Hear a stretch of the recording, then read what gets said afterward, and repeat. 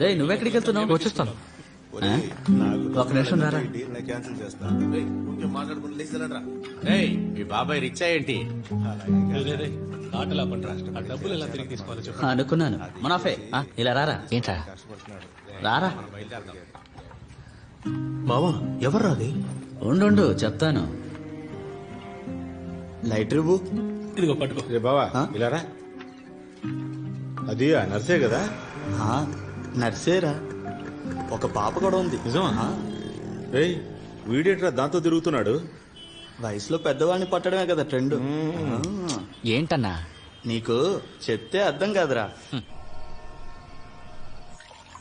నీళ్ళు పోయి